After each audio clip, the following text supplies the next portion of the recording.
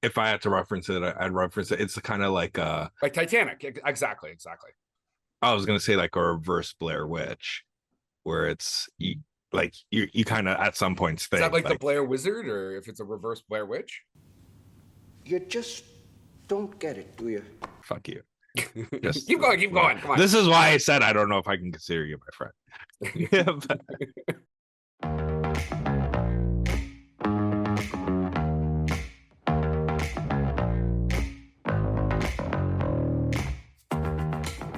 Man, kids suck. We're talking movies. We're talking My First Film, starring Odessa Young, Devin Ross, and Cole Doman. Written by Billy Feldman and Zia Anger, who also directed. Chris, this is based on a true story, except I have two moms, and my dad survived. Listen, this happens to a lot of people. Just nobody talks about it.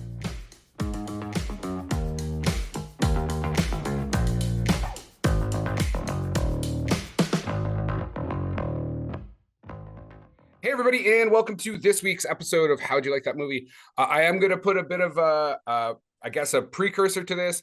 We're going to be talking about My First Film. We were lucky enough to get an advanced screener from Mubi, but we always want to disclose that, we have been contacted by a distributor to give us access, so you guys are aware of that. Yeah, Scott, let's just jump into this little independent piece of cinema. All right, so I guess I don't have to do like my whole first portion where, I'm thanking them for the advanced screener. No, you can still you can thank them. I'm talking to our audience because those are the people that matter to us. You're goddamn right. Or at least all to right. me. You can be the corporate show. That's cool. All right. God, there we go. So thank you to Touchwood PR and Mubi for the advanced screener.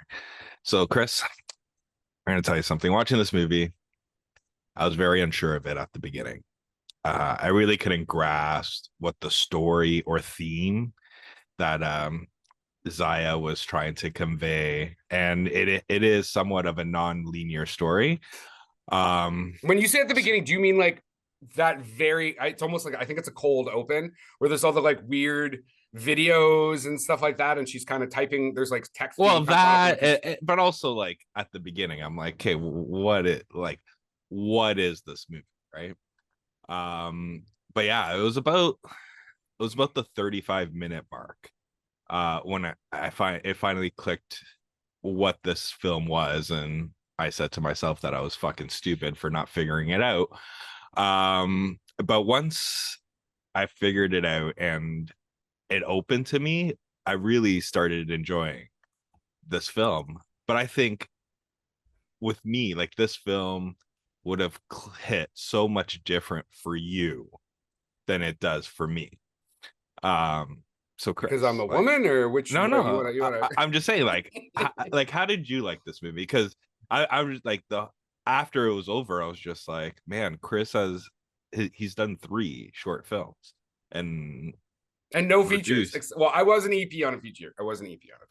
Yeah, but that's the thing. I was like, oh man, I'm like, this anxiety that they're portraying and everything like that, like the technical actually creating the film. I'm like, Chris is probably in the corner having cold sweats right now, just reliving like, fuck, when I made this one, except for, a little movie called Unsolicited, which fucking rocked. It dominated. I think it was just, that the crew that was involved and maybe the actors. I think what you mean and is possibly getting COVID. The cast. Yeah, possibly getting COVID too. I think that's what did it. Okay, to answer your question, so yeah, this film is great. We're gonna dig into some of the nuances on it. If you are a filmmaker, Scott is right. If you are a filmmaker, whether independent or even large scale at this point, you are going to watch points of this film and it's going to give you fucking anxiety because you're going to be like, oh my God, I've been there. Or especially on indie stuff where people are kind of volunteering their time or working for beer or blowjobs or whatever. You are going, when they are like, oh, like, why are you taking this so seriously? And you're like, because it's my film and it's serious to me. And I thought you were showing up to do it seriously. So yes, there is definitely 2 groups of people, filmmaker and non-filmmaker, that I think can enjoy this film. obviously those that are filmmakers are going to definitely pick up on a lot of stuff in a very, very different way. But like, let's just talk about like, so actually that opening that Scott's talking about, I do want to like kind of talk about that. The director does. I personally, right off the bat, I'm going to recommend this film. I do think you should see it. It is coming out on Mubi on September 6th. You can get a free subscription for Mubi for 7 days. So even if you just get that subscription to watch this film, I do recommend doing it. At the very beginning, you're going to be like, what the fuck is going on with this movie? Why did this get recommended? It is a narrative film.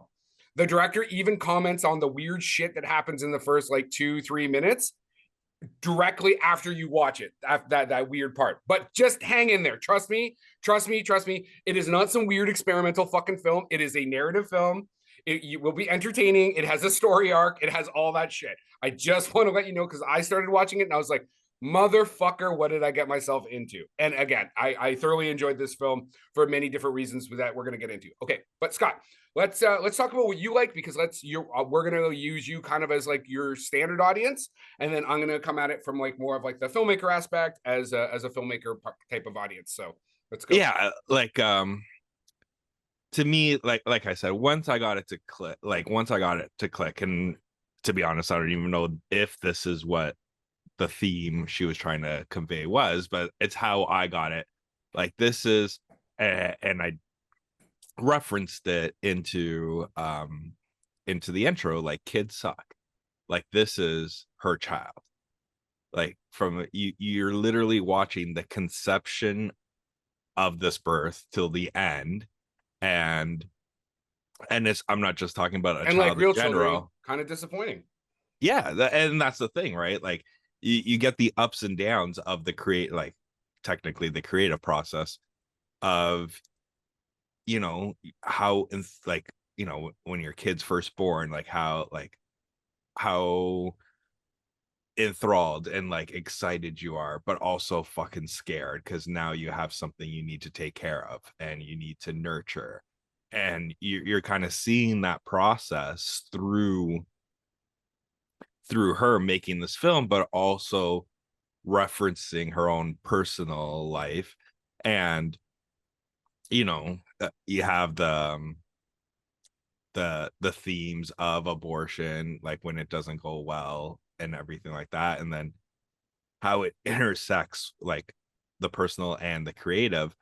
Like, that's what kind of enthralled me into it, right? Like, it was just like this is life, right? Like, regardless if you're making a movie or It's almost like there's no dress rehearsal. This is life, right? Fuck. I literally forced myself not to say that because I was literally just about to, and I'm like, no, we're not going. That, for all of you guys that are like avid listeners, very soon, whenever you watch the next video, that will make a whole lot of sense. Technically, it was the one before this, but sure. That's what happens when you record in advance. Hold on, before you get back, I want to give a quick synopsis just so the audience kind of understands. Okay, so this film is primarily written, directed by Zia Anger. It's basically the telling of the making of her first film, which never got distributed. So this technically is her first distributed feature film. That film was called Always, Always Annie Marie. And so this film is a fictionalized kind of version of the making of that film, with Odessa Young basically playing her. So now that you hear that, everything Scott just said will make a whole lot more sense, and everything he says going forward probably will make a whole lot less sense. But keep going, Scott. Yeah, so, and that's the thing, and it goes into the whole like biopic feature. That's why I used my quote where she was like, this is based on a true story, except, right, like how fictional life and the real life, even though it's finger quotes based on a true story, it's not really. Like, there's so many creative differences that make it change, so the story works out better. But go, Chris. Yeah, so I love this film. I thought it was so good. It was extremely touching at multiple points. Some of the like dialogue in it is super tight too. Like, there's this conflict with her boyfriend who's on set and who's not a filmmaker. And so she's obviously, like, this is her first feature. She's crowdfunded. She's got her friends that are kind of like shooting it over a couple years. and like on and off whenever they have time. And so she's trying to get this like really important scene. There's actually a couple places where she's trying to get really important scenes, and he either shows up like drunk, or he's just like, "Can I talk to you right now? Can I talk to you right now?" And she's like, "Are you fucking serious? Like, I'm in the middle of a take." And this is where he responds like, "Why are you taking this so fucking seriously?" And she's just like, "Seriously? Like, this is what's going on right now?" And then he, again, it's a feminist film without being like, this is a feminist film, because it's a female writer director talking about, like, as you said, basically her version of a baby. And so the lines are from her perspective, right? So like the fact that like the boyfriend basically is like, "Don't worry, baby, you're so good at everything, you could even be good at being a mom." And she takes that as like, really? Like, that's all you see me for, is like some type of baby machine. And remember, these are all like young, what are they, like 25, maybe 24, maybe Give or even take, younger, yeah. when they were supposedly making this film. Really cool cinematography, but like not like overly cinematic. It's a form of realism. Except there's some like really good editing choices they make, and like dissolves and that sort of stuff. Like it's a really enjoyable film to watch. But you really feel for this poor motherfucker character, man. Like, she just keeps having like highs and really, really lows. There's a point where her crew basically abandons her. There's a bunch of tragedy that happens. It's just such a great story, and told in such a really fantastic way. Yeah, like it is, like I said, like once I figured it out and really got into it, like I super enjoyed it too.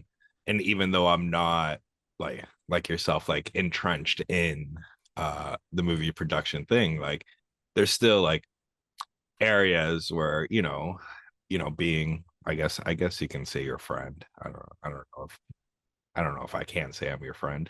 And this just in, you can go fuck yourself. But like, Wow. Breaking news. Breaking news. I was pretty sure we were friends, but okay, I Scott. know, Glad we're I know, like colleagues sometimes, now. Are I'll you be like, breaking up with me like on air? Is that what's happening right now? it's not you, Chris, it's me. Nobody tells me it's them, not me. If it's anybody, it's me. All right. George, it's you. You're damn right it's me. but yeah, like once, like the scene that they had where she was just getting the actors drunk because she wanted something authentic, and I'm like watching it, and I'm like, oh, it's fucking unsolicited. I'm like, did she like copyright Chris? Like, did she? I'm like, I wasn't trying to much... get you drunk because I wanted you guys drunk. I got you guys drunk so that you guys would fucking relax. She gets them drunk because she wants them drunk in the scene, and it goes exactly how you think that would go. This is why it's called acting. Like, we try not to be too method, because things don't actually go as well they do. I mean, think of like Stanley Kubrick when he scared the shit, or sorry, how hassled the shit out of Shelley Duvall because he wanted her to like look manic, and it actually ended up giving her like the most wooden acting performance, because you can't actually act when someone is fucking stressing you the fuck out, right? Yeah, no, I agree. Like there's one like quote, I guess, or phrase that was said in this, and I'll paraphrase, but it got me thinking about it. It was when she said like a director is just technically remaking the same movie over and over again, like yeah, a they say different that way. most directors just can make different versions of the same movie their entire career. Yeah, and then I started thinking about it, and I'm like, fuck. I'm pretty sure she's talking about Scorsese, but but it's interesting to think, right? Because I mean, Killers of the Flower Moon is basically just Goodfellas, but with the indigenous basically, population. yeah, basically. But what all I'm I've saying ever wanted to is, be my whole life is an oil baron. yeah, pretty much that's what Robert De Niro's character all wanted to be, right? That's why he infiltrated it. But what I'm saying is, like, for her, like, technically that's it was like a self comment too, because her first feature didn't get made, so she's technically now just making a movie about her first feature, and that's the one that gets released, right? Now, I don't know if this thing will have a physical release, but I wouldn't be surprised if they actually attach the actual original, like Always Anne Marie, to it, so you can actually compare and contrast. Well, That's what especially to because it's that. going to be on Mubi, that they could easily do that. Like they could easily do that. They're like, if you like this, check this shit out, right? Like you don't even have to, even if you don't do a physical release of it. But yeah, for you're talking like as a bonus feature, right? Yeah, which I think would be interesting because to be honest, I would like after watching this, I'm like, I would I kind of kind of want to be see the what it original. was like. Yeah, what it was like, especially because you don't see a lot of the movie, but they reference a lot of what the scenes were because you're watching them get filmed, and then she's constantly referencing what the theme and the plot of this movie is. You know, it's a woman whose father dies from cancer, I believe, and then she goes out in search of the mother who abandoned her while And she's pregnant. she gets pregnant. Like that's Yeah, like she right. She reiterates that multiple times in the film, right? yeah. I think that there's so many like little meta things that she does. So for example, there's a really important scene where the boyfriend shows up drunk and he's like, "What are you shooting?" And she's like, "I'm shooting my cameo," right? Where the director's going to be in the film. And then again, I don't want to spoil it, but then there's another part of the film where the actual director, like Zia Anger, is in the movie. And I'm just like, I see what you did there. That's clever. So I just want to talk about Zia a bit. She doesn't have a huge body of work. She's primarily worked in music videos and in short film. But she does a lot of work for the artist Mitski. So she did some of the music videos she did for that artist are Working for the Knife, Washing Machine, Heart, and Geyser. There's also some other stuff. She also did a short called My Last Film. I checked out the trailer.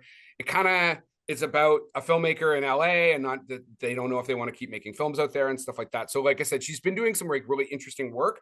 I'm really happy actually that so Mubi not only is distributing this film, but they actually paid, like they are the financier behind it as well. They brought in Odessa Young to play Vita, basically playing Zia. And so she is currently in The Order, which is currently at Venice right now. It stars Jude Law. She was also in Shirley and Assassination Nation. And then the rest of the cast, like, I mean, some of them have have done some stuff, but I mean, Devon Ross, who plays Dina, which basically plays like the protagonist. Again, not a lot of like acting credits behind her name and stuff like that. So I think they did a really great job. And again, I love the realism of this film. Like it doesn't feel like it feels like you're watching almost a documentary, but it's not, right? But it's not a mockumentary, but it's done in such a cinema verite style. You know what I mean? Yeah, like if I had to reference it, I'd reference it. It's kind of like like Titanic. Exactly. I was gonna say like a reverse Blair Witch, where it's you kind of at some points think is that like the Blair Wizard, or if it's a reverse Blair Witch? You just don't get it, do you? fuck you. Just keep going. Come on. This is why I said I don't know if I can consider you my friend. Yeah, but no. What I mean is it's where it's just like yeah, like they kind of like a mockumentary where they're just like pretending or this is Spinal Tap, something like that, right? That's where I would reference it in terms of style, is because you're just watching them like making this movie, but then real life kind of comes in and they intercut a lot of real life into it, which makes it to me compelling. And yeah, I definitely recommend this film as well. I think you will enjoy it once it gets to it. But in terms of what Chris was saying with the opening, the weird opening, like for the story, so on the screener I was watching it in our living room, and then right at the beginning my son was coming downstairs and I didn't think anything of it, but then right when he came down the stairs and turned, it's like the little snippet scene of her with like the fake boobs just like joggling, and my son just looks at me, he's like, he didn't know how to respond. And then he's like, I'm like, listen, Hey, it's a movie. Dad. Just keeps walking. He was like, I'm like, listen, this is a movie. It's just, I gotta watch it, blah blah blah. And then he was like, You sure about that? just nods, and then just like quietly just goes back up the stairs. Like, I don't know what I saw, and I don't know if it was appropriate. I'm like, buddy. My man. So Okay, so who would you recommend this film to specifically? Because I First, do think that like it's definitely it's not quite art house, but I mean like this is definitely not your standard popcorn kind of film. yeah, I would say if you are a burgeoning filmmaker or even thinking about, like with technology now being like, I'm sure it's super easy to make a film, I would say watch this first. Yeah, because then you might be like, man, I'm not doing it. Yeah, I'm not doing this. I'm not working for no blowjob. BJ's here. Get your BJ's. Get your red hot BJ's. Toothless and ready to go. Just $3. $3. Get your BJ's here. But also, I would say like any parent would fucking enjoy the shit out of this, right? Because that overall story of taking care of like your child and how protective of your child you are, even though technically there is no child, except there is like a flash forward. It engrosses you, and you feel you get the feelings off of it. So that's why I would recommend it. And that's what made this movie click to me, right? Like it was just like how protective you are of your baby, right? Regardless if it's a physical baby or, just your creative concept. It moves you, but it also inspires a little bit, I would say, because you're kind of like, fuck, she did it, right? Like even though this movie kind of proves like she fucking did it. She followed her dream, and she, her baby graduated. It's off to college now, or, doing the coke, doing the weeds. It's Doing the its own goblin thing. weed. Goblin weed. It's doing its own thing now, right? Like it's now in the masses, and people can like enjoy their, well, I guess don't really want to say people can't enjoy your child, but but that's the thing. That's another story. What did you think of the running time? So it's 100 minutes. Good, right? Yeah, it wasn't bad. Like, and again, like once you get past that little opening, because I was the same as you, I didn't know what to expect, and then to myself, I was like, fuck. I'm like watching this, and I'm like, fucking Chris in another art house film. I'm like, I swear to God, if this whole movie is just her typing, 100 minutes of her typing in little clips, I'm like, I'm gonna fucking punch Chris in the nuts. I did find that the running time itself was fine. It did feel like there was a natural ending to the film, and then there was an extra like 10-15 minutes, which I was like, I don't know. Like I know the stuff at the very end, I get it. Like I understand why it's there, but I felt like the story kind of had naturally ended before we got there. That would be kind of my only criticism of the film. I mean, like I said, I think if like you're filming, which one are you talking about in terms of, well, because you know like how the camera going through? Yeah, well, but yeah, like that. I mean, I thought that shot sequence was cool, but everything that like kind of just led up to that, like I just felt like maybe it's not that it didn't need to be in there, but it needed to maybe be sooner, or they needed to trim something. Again, when you guys are listening to this, if you watch it and you feel like that the ending maybe should have been moved around, obviously hit our comment section and let us know. Maybe I'm fucking wrong. I mean, I'm usually not, but you can also let us know. I think if you're a filmmaker, definitely watch this film, because there's going to be a bunch of layers that you're going to get from like AD craziness, trying to wrangle people not taking you seriously. If you like stuff that shows at the Independent Spirit Awards, if you like your independent dramas, you're going to love this film. It's going to be perfectly up your alley. If you're like into big blockbuster stuff, I mean, it's not slow. I think it's paced well. The story's interesting. There's enough conflict that it kind of keeps you engaged. And again, you can watch it on Mubi on September 6th. So, I mean, if you want to pause it, go to the bathroom or something, you can do that. You're not kind of stuck in the theater, but it is only 100 minutes. So it's a good running time. I just feel like, again, that ending might have been able to be moved around a little bit. That's really my only criticism of the film. Scott, do you have anything else you want to talk about with this film before I kind of wrap us up? Like I don't know if we really touched upon it, but I would say like the actors themselves, like the performances were really, really, really done well. Like Zia really brought out like that they what she wanted on there. But other than that, yeah, I agree. Watch it, enjoy it, and take the shit that we watch this movie because of this podcast, and more Chris Langford. Yeah, make sure Mubi knows that you fell in love with this film because of us, because then they'll keep sending us those sweet screeners. Yeah, no, I was gonna say, who's a corporate shield now? You're like, send me free shit. Yeah, give it to me. Visual media. So like I said, it is going to be streaming on Mubi September 6th. You can jump on Mubi.com and get a 7-day free trial. So you don't even have to pay to watch this film. You can actually watch it for free. Running in at 100 minutes. No Rotten Tomatoes yet. Like, this is kind of breaking news.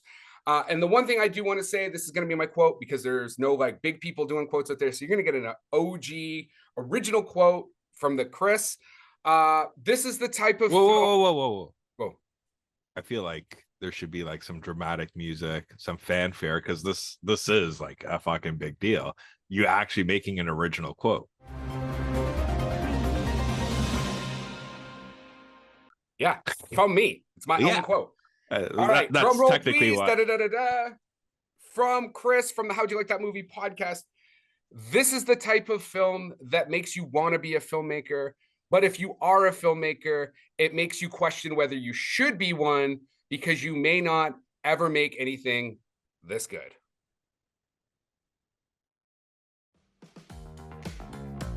And that is our wrap for the day. Please like and subscribe to this podcast. Tell your friends. If you want to get a hold of us, reach us at the www.howdyoulikethatmovie.com.